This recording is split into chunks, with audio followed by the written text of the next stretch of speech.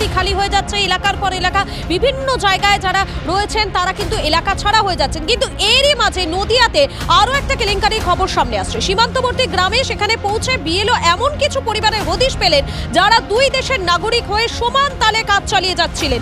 SIR শুরু হতেই সেই পরিবার পগার পার।